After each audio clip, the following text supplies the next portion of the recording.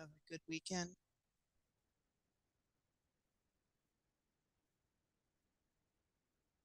I was traveling, so Thursday I went out to visit with my parents, and they live in the middle of nowhere right now. So there's a lot of cows, wildlife. Kind of nice to unplug and get away from it all for a bit. But they have an antenna for their TV to get channels, so I really miss the internet. I'm very happy to be back. I'll put it that way. Okay, so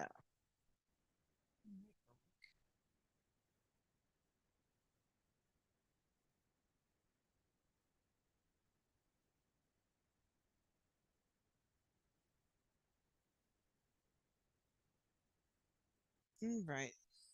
So we have Macbeth Act 2 that we're doing. So look over your questions that we went through for, I don't know, a week or two of all the stuff that happened during Act 1. So I'll give you a couple minutes to refresh on that. And then we will pick up on Act 2. Bug. Sure those cameras are on.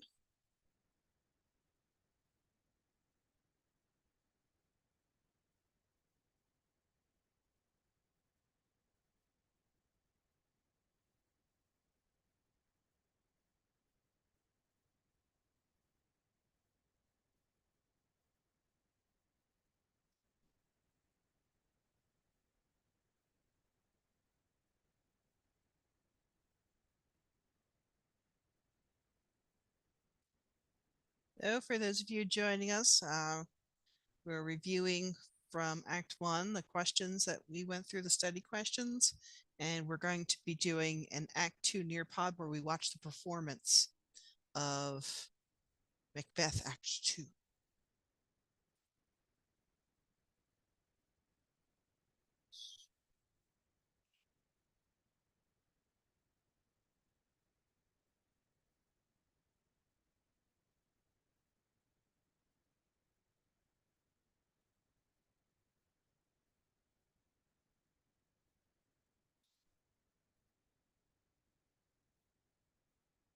All right.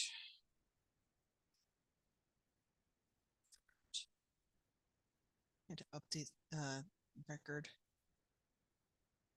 from last period. Okay. All right. So I hope everybody's ready to enjoy some Macbeth.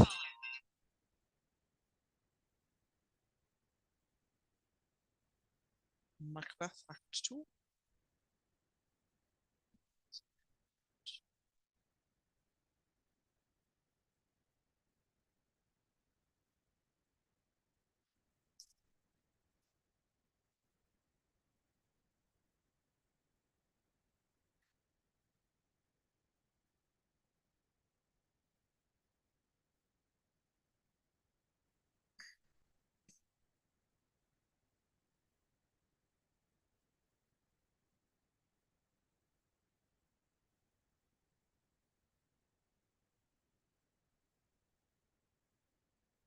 Okay. So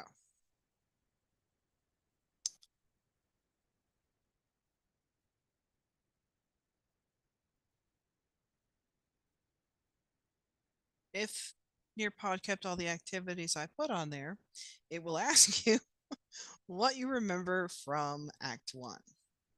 The Nearpod I did for last class just took that one off. So you should be asked right away, what is it from Act 1? It's been a little bit since we've been over it, so that's why you have your list of questions that you answered to kind of guide you through the important things that happened. Most of the time with this kind of story, there's so many important things going on simultaneously that you kind of have to keep up.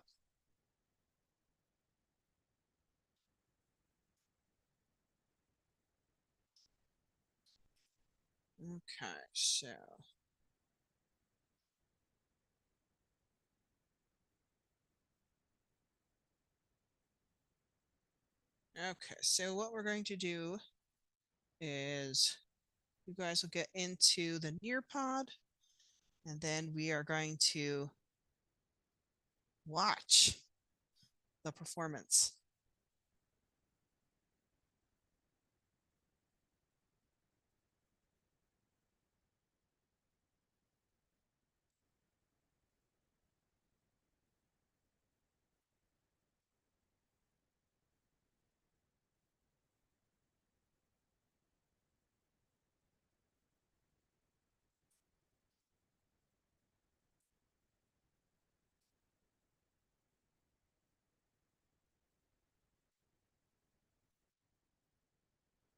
Okay, so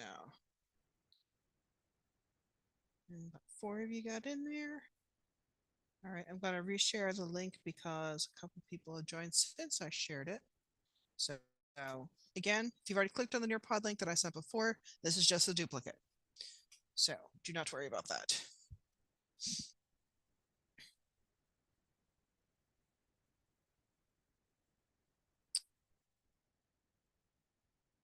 All right, so I hope with our thorough knowledge of what happened in Macbeth Act 1 that we're going to be able to continue with that when we go through Macbeth Act 2. Still got people coming in.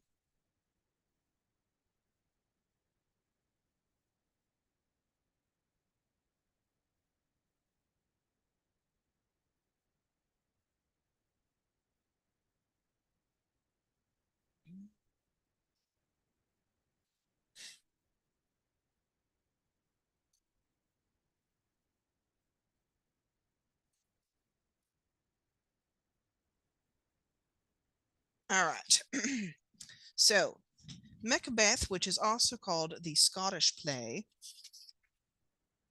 has some things going on that kind of, I guess back in that time it was normal. Um, Kind of sounds very shady for what we usually do. So, um, to have this be kind of happening, we're not really witnessing anything that has been done in history, but it's odd to us in this day. All right, so I want to kind of go over the names again of the characters just so that um, you know who is who. So sometimes you're going to be asked something by the person's name. And if you don't know what that character's name is and what his or her role is, it's going to be hard to answer. Okay, so Duncan is the King of Scotland. Malcolm and Donalbain are his sons. Malcolm is the oldest, so that's why he was named heir to the throne. Macbeth is the main character. He is the Thane of Glamis, and then he earned, which he thought he was just given, the Thane of Cawdor because of his feats of battle. Um, and so Banquo is a friend of Macbeth. We're going to explore what friendship means to certain people in this. Macduff, Lennox, Ross, Meneth, Angus, and Cassius are all noblemen of Scotland. So these guys are in charge of land. They probably have a big house, if not a castle, and they have people under them that they have to manage. The other person to mention that's really important is we have Lady Macbeth. That is Macbeth's wife. And when Macbeth let her know what the witches said to him in the prophecy, she's the one that came up with the plan. And she's the one that's like, you know what? I hope my husband is enough of a man to go for it.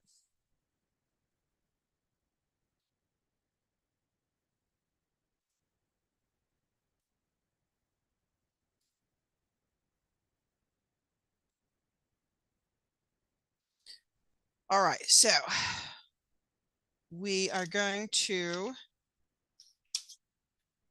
go over Macbeth Act 2.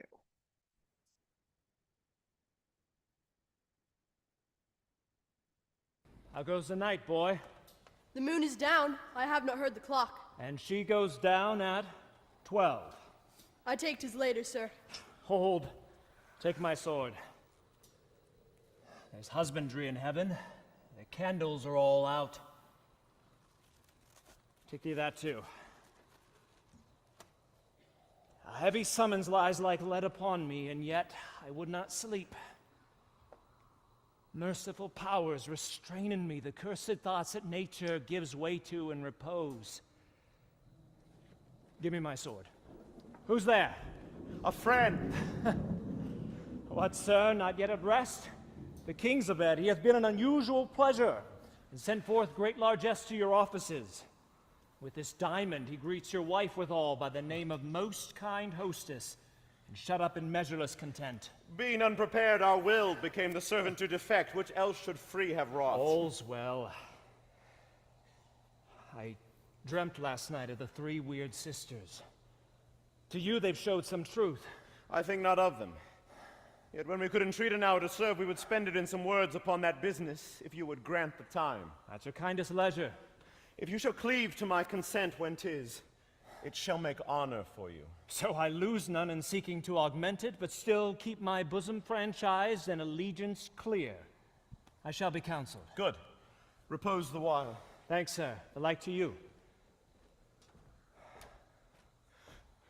Go bid thy mistress. When my drink is ready, she strike upon the bell.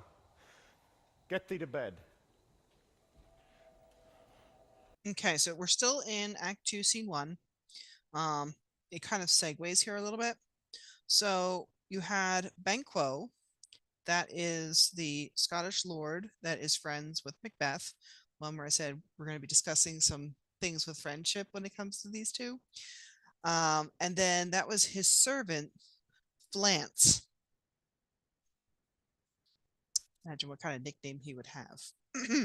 Anyway, so this is a conversation between Banquo and his servant, and they basically are making small talk. How goes the night, boy? And now he's not saying it condescendingly. With some of the representations that I've seen, this is more just making small talk. How you doing? What's up? And when Flance answers, the moon is down. I have not heard the clock. So he's like, okay, well, I don't see a moon. I don't have a clock. I don't know if it's 10 p.m. I don't know if it's 2 a.m. I got nothing. Those are the main ways people would be able to tell evening. So Scotland does not lend to the most amount of sunlight. So it's a bit dreary. And so as soon as he hears something, Banquo says, hold, take my sword. So you can tell he's on guard. It's not like, oh, I'm going to make small talk. I hear someone coming. It's not like a, hey, what's up kind of a thing. He hears somebody. He's like, hey, sword. So if you remember from Act 1, they were in a battle. It sounds like they won the battle. But just because the battle has been won does not mean that everybody's settled and happy. So this kind of lets us know in the tone that people are still a bit on edge. Lucky for him, at this point of the play, it's Macbeth and his servant. And so when he asks who's there, Banquo asks who's there, Macbeth replies, a friend. So he's like, oh, you're not going to have to swing your sword. I am, here, and everything is good. So they have a conversation, and the odd thing about this conversation is Banquo has thought a lot about what the three witches said in their conversation. And Macbeth kind of just plays it aloof. It's like, I think not of them. We all know that's a lie. There are plenty of lines that Macbeth has, mostly with Lady Macbeth, to let us know that he is thinking about this and he is letting what they say give motivation to both him and Lady Macbeth of what they're going to do in the future. So, this is the first indication that Macbeth is not being a true friend to Banquo. He claims to be his friend, but a true friend wouldn't conceal something like that. If Macbeth were honest when Banquo said this to him, he'd be like, yeah, I'm thinking about them a lot too. And actually, now that I've become Thane of Cawdor, which I didn't know I was when they said it to me, it kind of makes me feel that I more likely am going to be king because, that's what the third lady said. So why wouldn't I not believe that? And my wife and I have then come up with a plot and a plan to get me on the throne. Okay, he can't say that. He might want to, but if he actually tells Banquo that, he could be brought up on treason charges. And treason, as we saw in Act 1, ends in execution, even if you're sorry. So you cannot plot to overthrow the king in this world that they're in. Um, in our world here, where presidents are impeached and nothing happens, there's little to no repercussions. That's not what it's like for these people. Even if Macbeth were to say he had a dream that the king died, they could actually take that and say, oh, treason, and execute him for that. So these are just things you just don't share. If you have a dream that the king died or was attacked or etc., maybe you could tell your spouse because it would be just as bad for your spouse if people found out as it is for you, but you really wouldn't tell anybody else. And that's kind of what we're seeing in this exchange here. Then, after Macbeth and Banquo say goodbye, and I mean, all in all, it's a pretty pleasant exchange. Now we're going to see Macbeth has some lines to say, and he's now going to be honest with the audience of how he's really feeling. So we're going to see that he's got some anxiety going on with what is about to happen. He knows what he has to do because his wife basically came out and said, if you don't follow through with this and do it to the measure you need to, are you really a man or are you really the man you need to be? So he is being pressured into following along with the plan that they have come up with, but he personally doesn't want to do it. And if anybody has any questions as this is going on and stuff like that, please put them in the chat. I'm monitoring that too.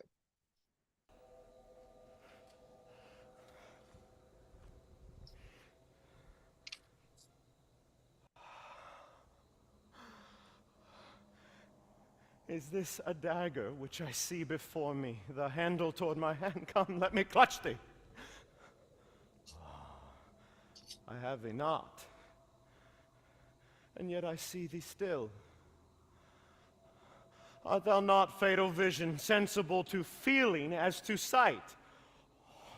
Art thou but a dagger of the mind, a false creation proceeding from the heat oppressed brain? I see thee yet. In form as palpable as this which now I draw. Thou marshalest me the way that I was going, and such an instrument I was to use. Mine eyes are made the fools of the other senses, or else worth all the rest. I see thee still, and on thy blade indulgent gouts of blood, which was not so before. There is no such thing! It is the bloody business which informs thus to mine eyes.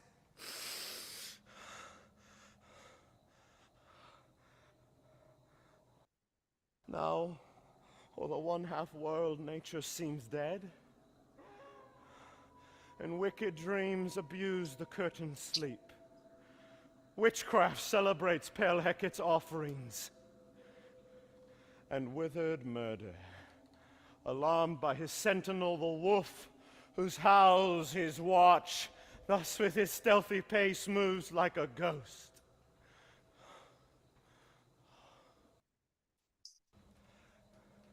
Thou sure and firm set earth, hear not my steps which way they walk. Okay, so why is Macbeth troubled here?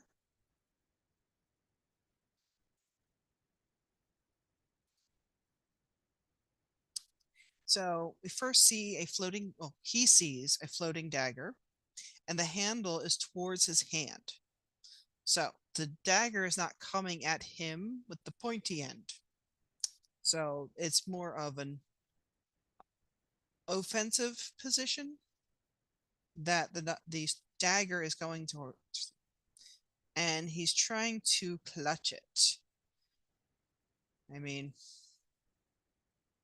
there are too many options if you see a floating dagger, but also it lets the audience know that he's crazy. He started off being a noble, valiant man, and now he's starting to see things that are not there. So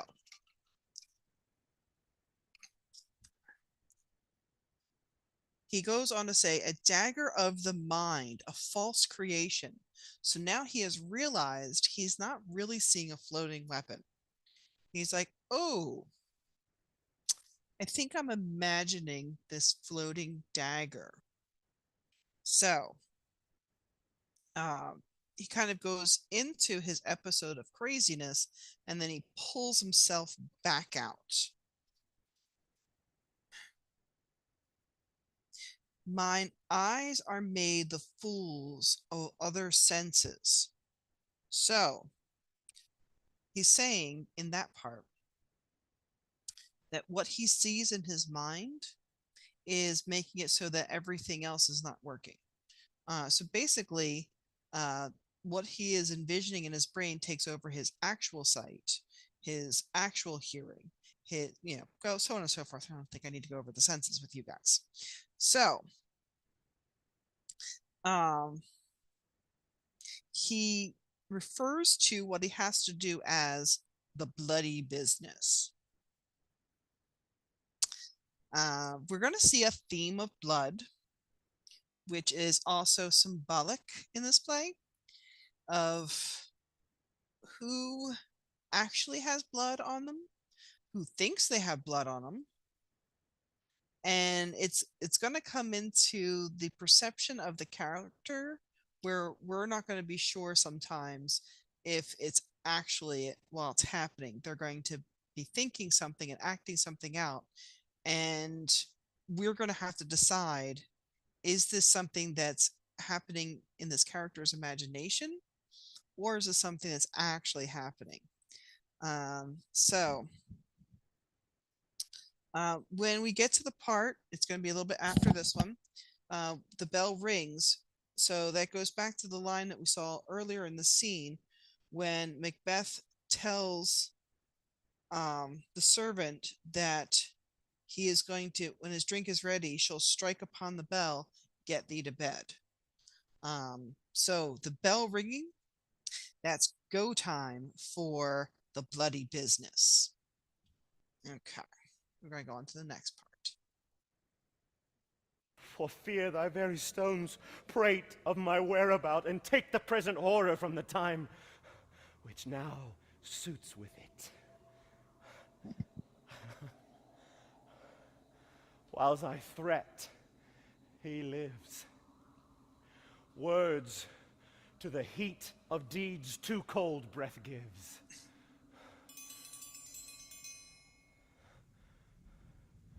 I go, and it is done. The bell invites me. Hear it not, Duncan, for it is a knell which summons thee to heaven or to hell. Okay, that is the end of Act 1, or Act 2, Scene 1. Macbeth says, words to the heat of deeds, too cold breath gives. So when somebody gets cold breath, that means they're not alive anymore. And the heat of deeds is, think about, you know, the reason why he has to do this is basically because he told his wife the premonition and she got ambitious. If Macbeth had never told her about what the premonition was, or he just maybe left off that last one, if he's like, "Hey, guess what? I met three witches, and one told me the title I am. One told me the title that I surprisingly got right after that one. The last one mumbled a little bit, no idea what she said. Anyway, see you soon. Coming back from war. Love, Macbeth." That that would have made a whole difference of this turn of events. Um, because he was willing to just sit and wait for it because that's how he got his other title. And then a couple of things happened where he's like, I'm less likely to become king. That doesn't make sense.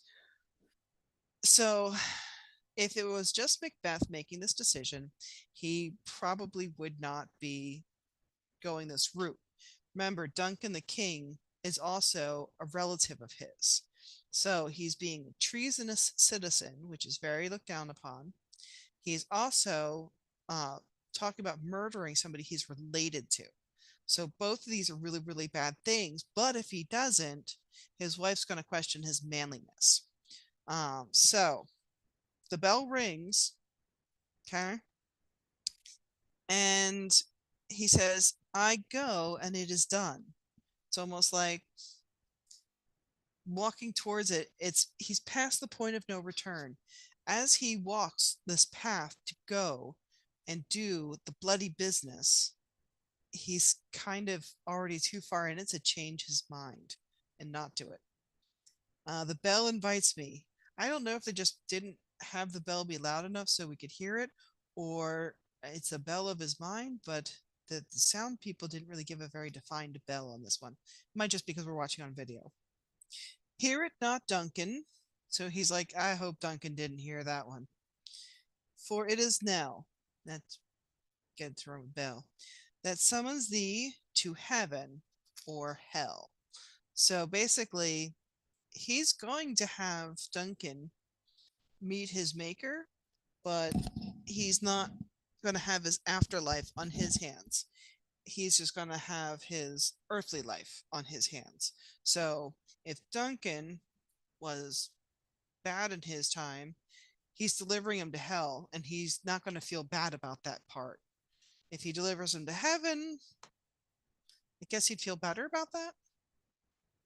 Okay, so that is Act 2, Scene 1. The next part is Act 2, Scene 2. We're going to meet the character I can't stand the most in this, Lady Macbeth.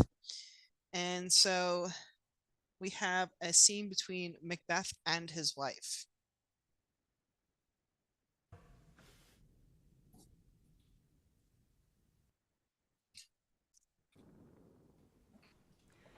That which hath made them drunk hath made me bold. What hath quenched them hath given me fire. Hark! Peace! It was the owl that shrieked, the fatal bellman that gives the sternst good night. He is about it. The doors are opened, and the surfeited grooms do mock their charge with snores. I have drugged their possets, that death and nature do contend about them, whether they live or die. Sleep no more. Sleep, Macbeth. Alack! I am afeard they have awaked, and 'tis not done. The attempt and not the deed confounds us. So she's afraid here, but she's afraid that the murder hasn't taken place.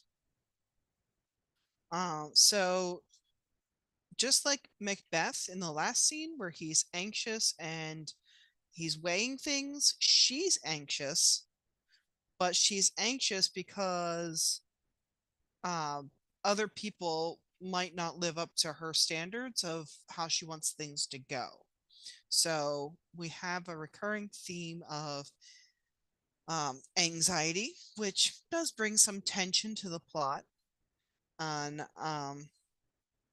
so Lady Macbeth had said in the last one that she'd do it herself, but when the king is sleeping, he just looks too much like her father, so she can't. Likely excuse. And so now that forces Macbeth to have to do the murder himself. I laid their daggers ready. He could not miss 'em. Had he not resembled my father as he slept, I had done't. My husband! I have done the deed. Didst thou not hear a noise? I heard the owl scream and the crickets cry. Did not you speak? When? Now! As I descended. I- Hark! Who lies in the second chamber? Donald Bane. This is a sorry sight. A foolish thought to say a sorry sight. There's one did laugh and sleep, and one cried murder that they did wake each other. I stood and heard them, but they did say their prayers and address them again to sleep. There are two lodged together. One cried, God bless us and amen. The other, as they had seen me with these hangman's hands. Listening to fear, I could not say amen when they did say God bless us. Consider it not so deeply. But wherefore could not I pronounce amen? I had most need of blessing, and amen stuck in my throat. Okay, so when the kids were stirred, they might be adults. The kids of the king were disturbed because Donalbain is the younger son of Duncan. When they stirred in the middle of the night and they heard the disturbance, they comforted themselves by saying, God bless us. And Macbeth went to say amen, but the words got caught in his mouth. He wasn't able to actually say it. So this is an internal conflict. It is his own guilt of what he's done, which we can all see his hand right now. So the cat's out of the bag of what's happened. So he's so guilty that he's not able to utter the end of a prayer. So this is his conflict with himself. He and Duncan had a character-to-character conflict because Duncan had the role that Macbeth was told he would have, and he got very ambitious that he would get it. We're also going to see Donalbain, Malcolm, the sons of the king, also are presenting a conflict. These deeds must not be thought of after this way, so it will make us mad. Methought I heard a voice cry, sleep no more. Macbeth does murder, sleep. The innocent sleep, sleep that knits up the raveled sleeve of care, the death of each day's life, so labor's bath, balm of hurt mind, chief nourisher in life's What feast. do you mean? Still it cried, sleep no more to all the house! Glamis hath murdered sleep, and therefore Cawdor shall sleep no more, Macbeth shall sleep no more. My worthy Thane, you do unbend your noble strength to think so brain-sickly of these things. Go get some water. And wash this filthy witness from your hands. No! Why did you bring these daggers from the place? They must lie there. Go carry them and smear the sleeping grooms with blood. I'll go no more. I am afraid to think what I have done. Look on't again, I dare not. Infirm of purpose. Give me the daggers. The sleeping and the dead are but as pictures. 'Tis the eye of childhood that fears the painted devil. If he do bleed, I'll gild the faces of the grooms withal, for it must seem their guilt. Whence is that knocking? How is it with me when every noise appalls me? What hands are here? Oh, they pluck out mine eyes. Would all great Neptune's ocean wash this blood clean from my hand? No! This my hand would rather the multitudinous seas incarnadine, making the green one red. My hands are of your color, but I shame to wear a heart so white. There's a knocking at the south entry. Retire we to our chamber. A little water clears us of this deed. How easy is it then? Your constancy hath left you unattended. Hark! More knocking! Get on your nightgown, lest occasion call us and show us to be watchers. Be not lost so poorly in your thoughts.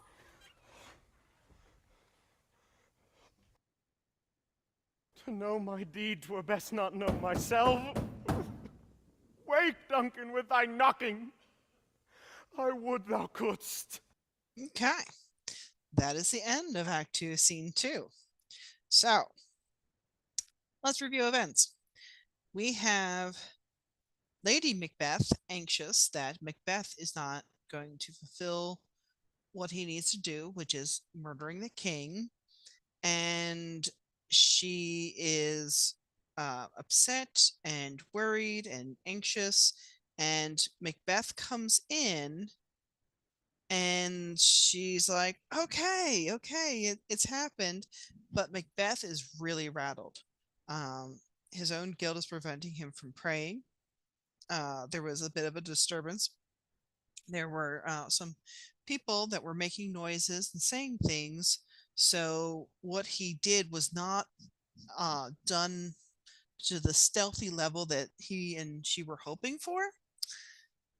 And then he pulls out that he still has the daggers he used to kill Duncan with.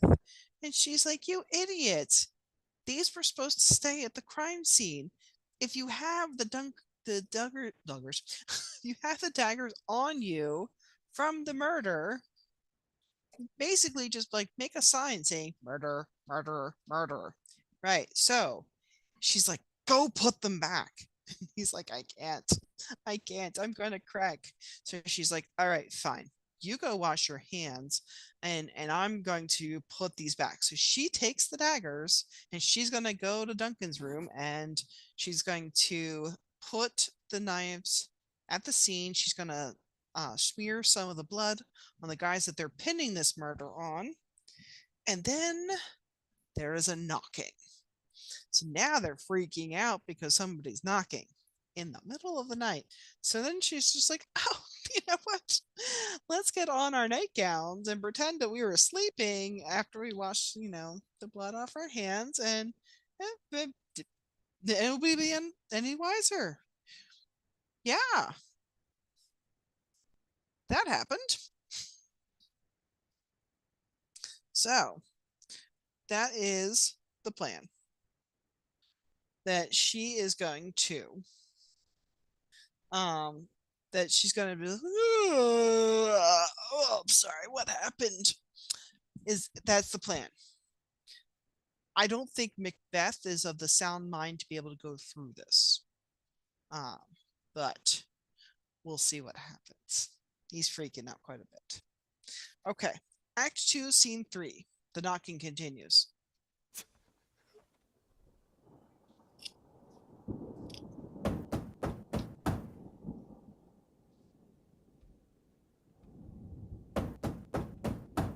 Here's a fine knocking indeed.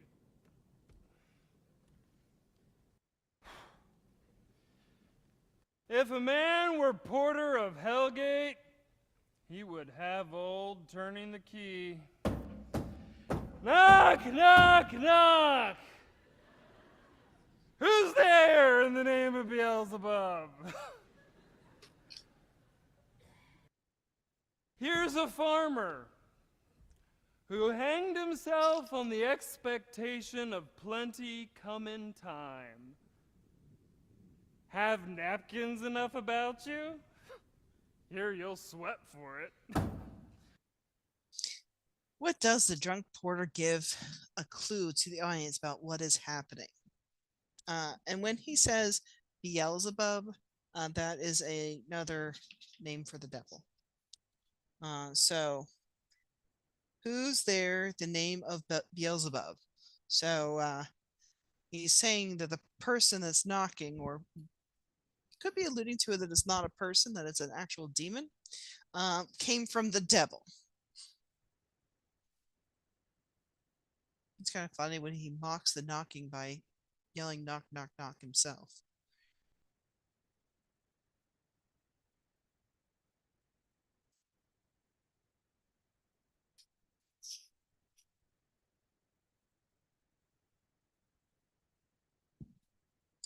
They put a lot of the biblical references in this one because in Scotland they were allowed to be Catholic.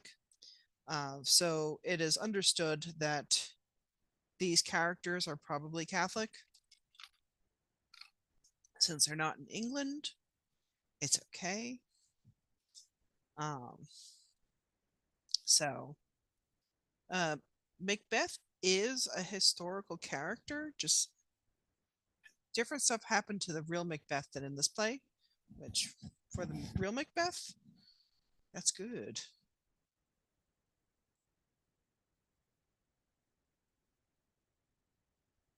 Right. I'll give you a couple more minutes on that one. I'll move to the next part of the play. There's some of you guys are dealing with some Wi-Fi going in and out.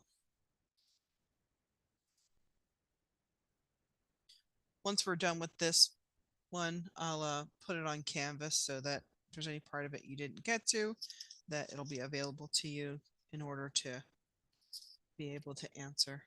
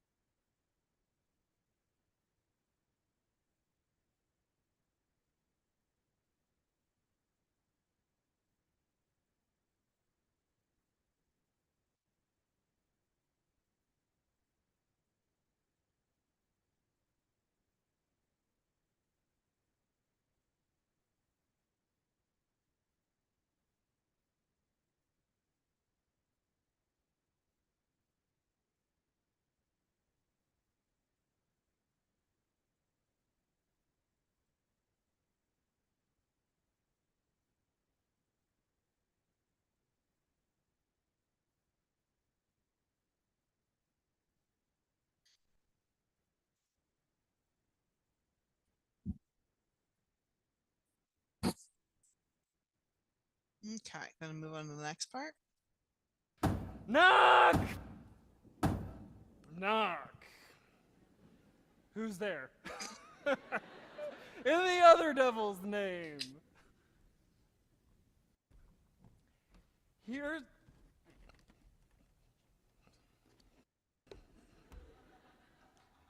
Faith, here's an equivocator. One that could swear in both the scales against either scale, who committed treason enough for God's sake, yet could not equivocate into heaven. Come in, equivocator. Knock, knock, knock! Who's there? Faith, here's an English tailor come hither for stealing out of a French hose. Come in, tailor. Here you may roast your goose. Knock, knock. Never a quiet.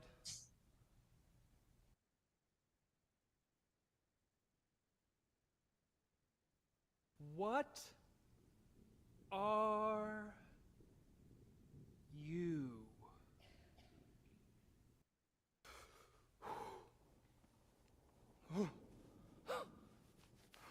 This place is too cold for hell. I'll devil porter it no further.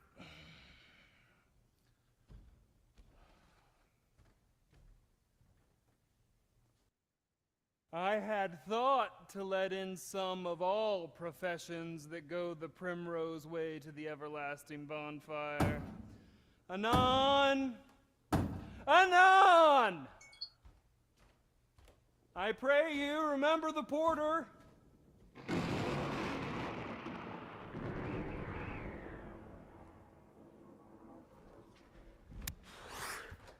Was it so late, friend, ere you went to bed, that you do lie so late? Faith, sir, we were carousing till the second cock. I believe drink gave thee the lie last night. That it did, sir, at the very throat of me, but I requited him for his lie, and I think, being too strong for him, though he did take up my legs sometime, yet I made a shift to cast him. Is thy master stirring? Huh? Our knocking has awaked him. Here he comes. Good morrow, noble sir. Good morrow, both. Is the king stirring, worthy Thane? Not yet. He did command me to call timely on him. I have almost slipped the hour. I'll bring you to him. I know this is a joyful trouble to you, but yet 'tis one. The labor we delight in physics pain. This is the door. I'll make so bold to call. for 'tis my limited service.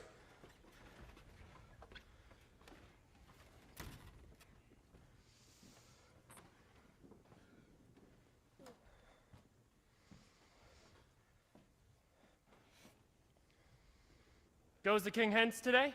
He does. He did appoint so.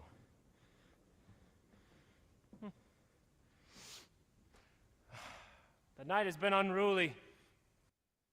Okay, what does it mean? The night has been unruly. Does it mean the evening has been pleasant? The evening has been complex? The evening has been too long? The evening has been boring. What could it be?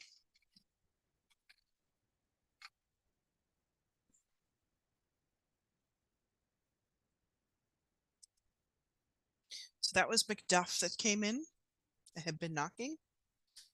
And Macbeth, showing up in his nightgown, was like, "Oh yeah, sure, I'll take you to the king.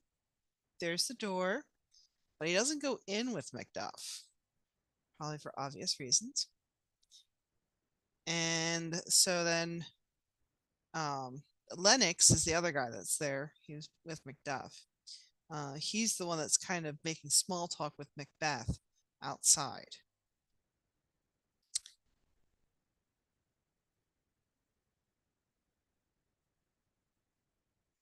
All right. Section. Where we lay, our chimneys were blown down. And as they say, lamentings heard in the air, strange screams of death, and prophesyings with accents terrible, of dire combustion and confused events new hatched to the woeful time. The obscure bird clamored the livelong night.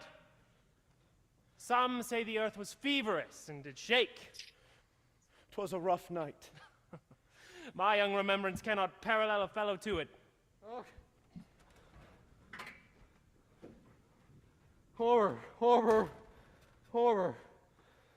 Tongue nor heart cannot conceive nor name thee. What's the matter? For confusion now hath made his masterpiece.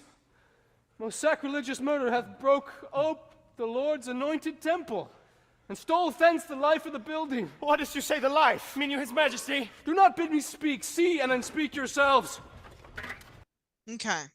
So Macduff comes out and says, "Oh, horror, horror, horror. Tongue not my heart." So he can't speak what's in his heart. "Cannot conceive nor name thee." And then Macbeth and Lennox at the same time say, "What's the matter?" Now, Macbeth knows exactly what's the matter. Lennox, he's legit. He don't know what's going on. So then Macduff has to explain. Most sacrilege murder hath broke ope the Lord anointed temple. So, back then, I don't know if they still believe this, but I know back then, people felt that the person that was sitting on the throne was anointed by God to be there, even though it more mattered where they were born. But kind of the thought behind that was the Lord is in charge of who is born to whom. Therefore, if the Lord wanted that person to be in the throne, then they would be born of a certain family.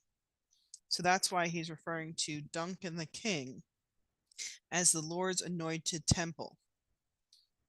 And Macbeth still has to pretend that he doesn't know what's going on to try and maintain his illusion of innocence. "What is, you say? The life? Like, really? What are these odd things you're saying? I have no idea. You're giving me brand new information." And then Lennox is like, "Mean you, his majesty?" Meaning, are you saying that the king was the one murdered? And so Macduff, I think he's just done with it. He's like, "Yeah, you know what? You go in the room and you look for yourself and you tell me what you see." Because he says, "Approach the chamber, destroy your sight." So basically, his sight has been destroyed of what he's seen. It's that awful of a sight. So we know that there's blood because Macbeth came out with blood on his hands, and he was stabbed. So at least once, he used two knives. So we've got that there. And so he's like, you know what? You go see what's going on in this room, and then we're going to talk, okay? Because I'm done relaying this to you. You got to witness this for yourself. Awake! Awake! Ring the alarm bell! Murder and treason.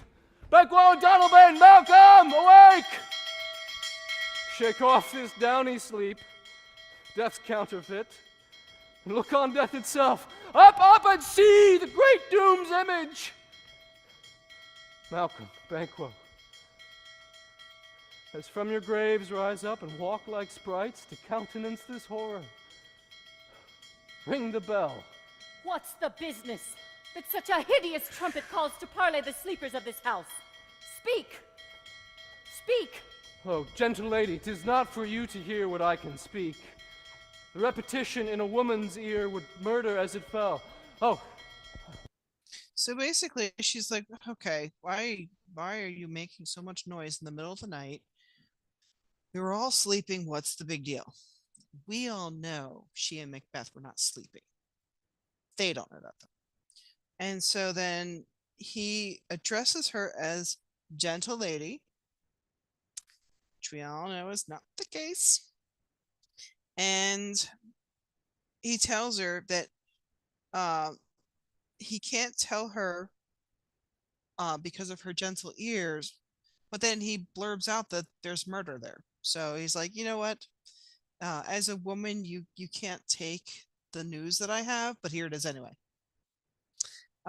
So Lady Macbeth has to follow the same pattern as Macbeth and be like, what? Are you kidding me? That happened tonight here?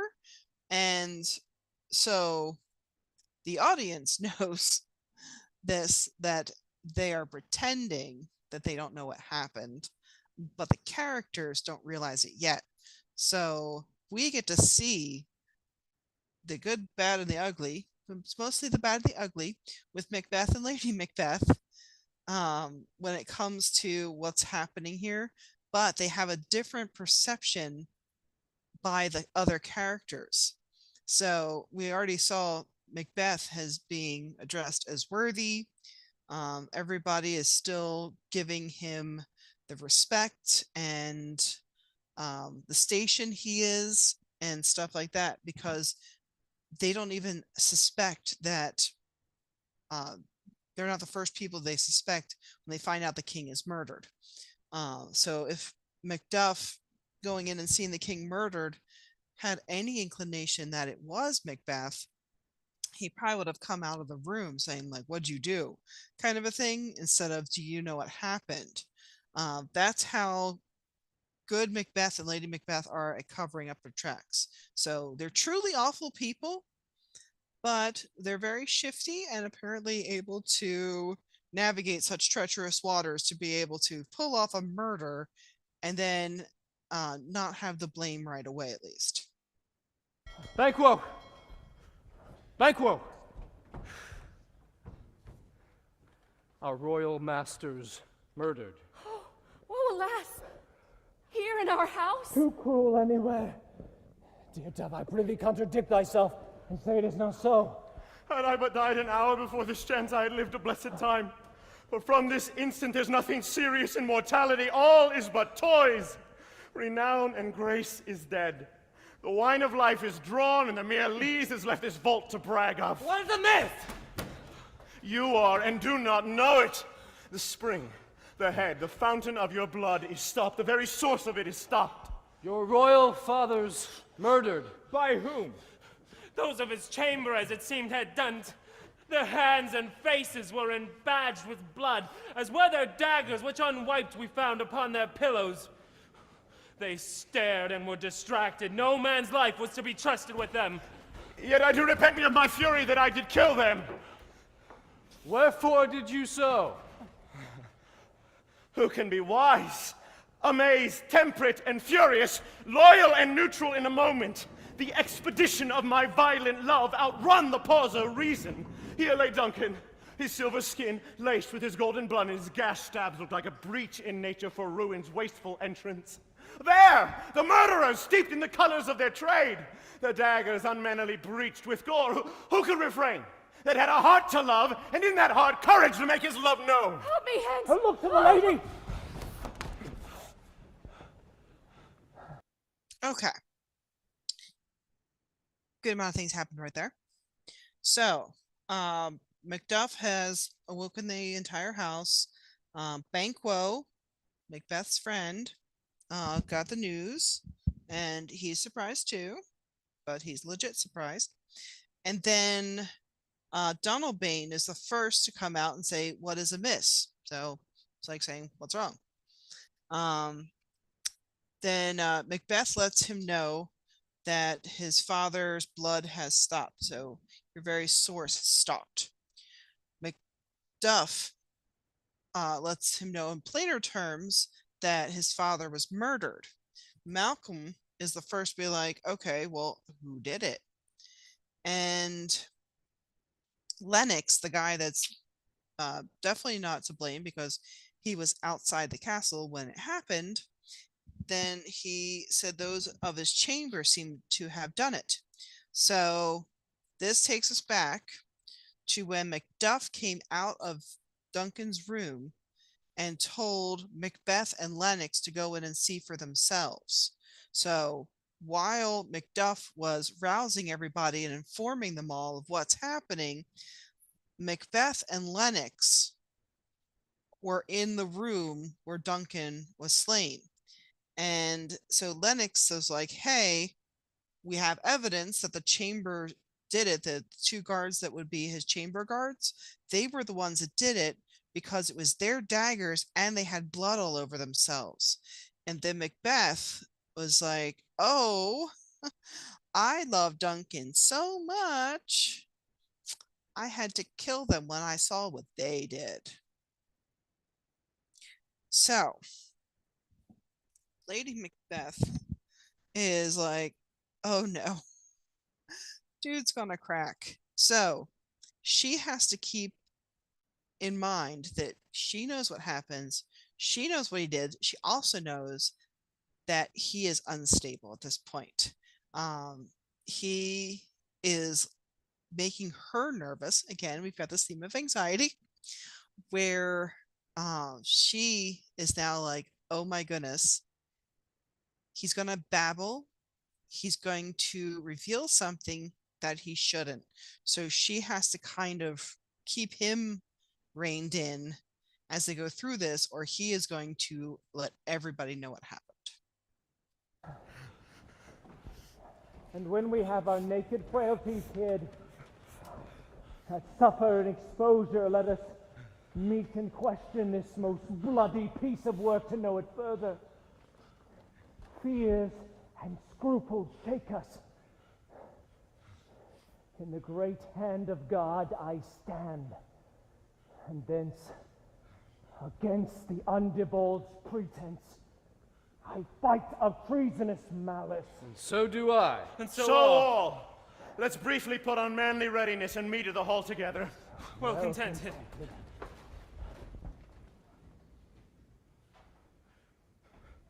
What will you do? Let's not consort with them. To show an unfelt sorrow is an office which the false man does easy. I'll to England. To Ireland I. Our separated fortune shall keep us both the safer. Where we are, there's death. Okay, why do these characters need to leave? So these are the sons of the king. Do they have business to attend to in other countries? They have picked out brides and need to meet them. Do they not like being in Scotland any longer, or do they have to flee for their safety?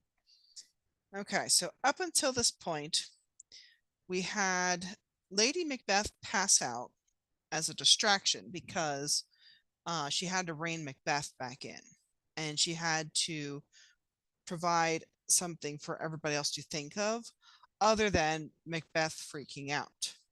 So what they decide to do is they're like, Yeah, it seems legit that it was the Chamberlains that killed him, but we're not done. We're not going to be like, well, Chamberlains did it. Murder solved. Let's move on. Um, Banquo's like, I'm going to continue looking into this and see what exactly happened and how it happened. Macduff agreed. The rest of them did. Macbeth is probably going to be like, oh no, what on earth am I going to do? All of these guys who I've been through with battle are now trying to come up with finding out who the legit murderer is, and he knows it's himself.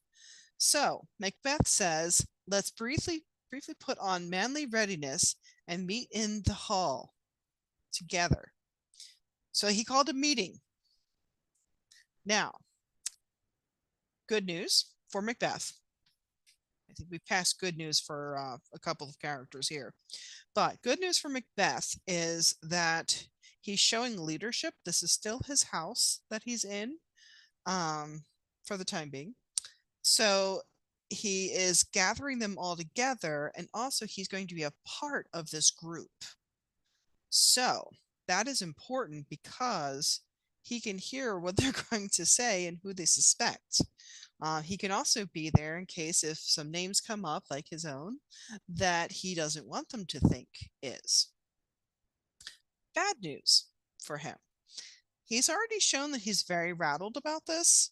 He's not going to have his wife there to pass out because they've taken her someplace else. So if he divulges something that shows that he is really the one that they should be looking at, he's not going to have that buffer there in order to stop that. So we've got a little bit more from Malcolm and Donalbain until the scene is done. So I'm going to continue on with that. Daggers and men's smiles. This murderous shaft that shot hath not yet lighted, and our safest way is to avoid the aim. Therefore to horse, let us not be dainty of leave-taking, but shift away. There's warrant in that theft which steals itself when there's no mercy left. Okay, and that ends the third scene. So now we're moving on to Act 2, Scene 4.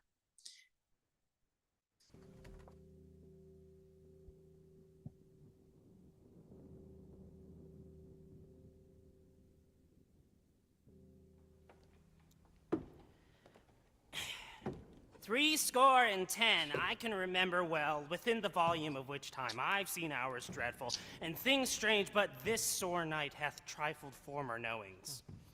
Good father, thus seest the heavens, as troubled with man's acts, threaten his bloody stage. But the clock to... So, the guy with the staff is just old man. He doesn't have a title. The guy with him is Ross. So he's one of the noblemen of Scotland. And so he refers to the old man as father quite a few times. Now, this isn't his father. It was just kind of like just something they did back then. If you saw an older woman, you'd call her mother, and if you saw an older man, you'd call him father. It's kind of like sir and ma'am, what we have now. So I just don't want you to think that this guy is his actual father. Tis day, yet dark night strangles the traveling lamp. This night's predominance or the day's shame that darkness does the face of earth and tomb when living light should kiss it. 'Tis unnatural, e'en like the deed that's done. On Tuesday last, a falcon, towering in her pride of place, was by a mousing owl hawked at and killed. And Duncan's horses, thing most strange and certain, beauteous and swift, the minions of their race turned wild in nature. They broke their stalls, flung out, contending against obedience as they would make war with mankind. 'Tis said they ate each other. They did so, to the amazement of mine eyes which looked upon. Here comes the good Macduff. How goes the world now, sir? Why, see you not? Is known who did this more than bloody deed? Those that Macbeth hath slain. Alas the day. What good could they pretend?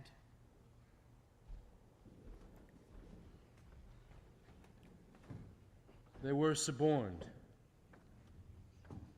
Malcolm and Donalbain, the king's two sons, are stolen away and fled, which puts upon them suspicion of the deed. Against nature still. Thriftless ambition that will raven up thine own life's means. Then 'tis most likely the sovereignty will fall upon Macbeth. He is already named, and gone to Scone to be invested. Where's Duncan's body? Carried to Colmkill, sacred storehouse of his predecessors and guardian of their bones. Will you to Scone? No. Cousin, out to Fife? Well, I will thither. Well, may you see things well done there. Adieu. Lest our old robes sit easier than our new. Farewell, good father. God's benison go with you, and with those that would make good of bad, and friends of foes. Okay. So I'll let you answer what the most important things are that happened in Act 2. I want to review that last scene with you. This is where Act 2 ends. So the old man and Ross are discussing things going amiss. So the animal kingdom is reflecting what's happening on in the castle. So you've got very aggressive animals hunting each other and that sort of a thing. And then Macduff comes along and gives Ross the news that Malcolm and Donalbain have fled. And Ross is like, oh, well, that kind of makes them look suspicious of the murder. So with them out of the way, they let us know Macbeth is next in line. So he is actually on his way to go over and take his new role as king. So I will let you answer that last question. If anybody has any questions on what happened in this act, I'm happy to answer it. We've got like 2 minutes.